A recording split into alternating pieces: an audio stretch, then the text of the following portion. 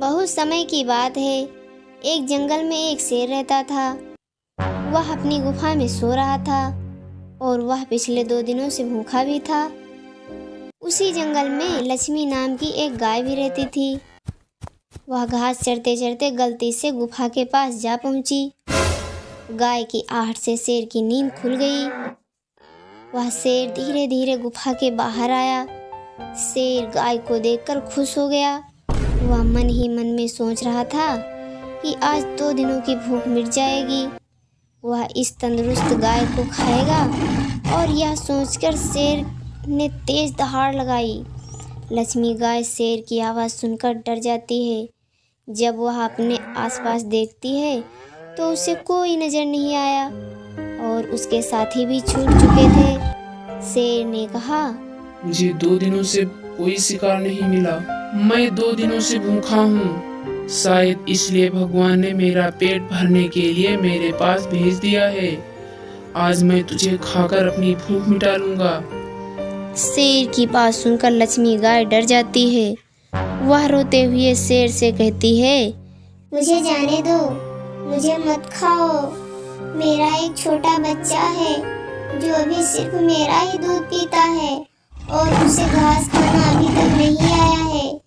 लक्ष्मी गाय की बात सुनकर शेर गरजते हुए कहता है, तो क्या मैं अपने हाथ में आए शिकार को ऐसे ही जाने दूं? मैं तो तुझे खाकर ही 2 दिनों की भूख मिटाऊंगा।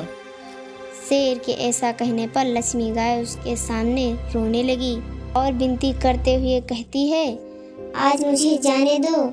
मैं आज अपने बछड़े को आखिरी बार दूध पिला दूंगी और उसे बहुत सारा प्यार करके कल सुबह होते ही तुम्हारे पास आ जाऊंगी। फिर तुम मुझे खा लेना और अपना भूखा पेट भर लेना।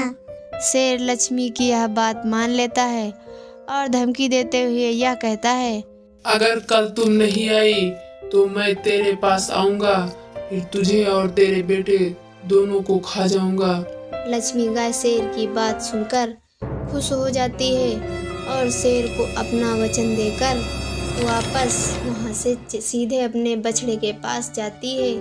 उसे दूध पिलाती है और बहुत सारा प्यार करती है।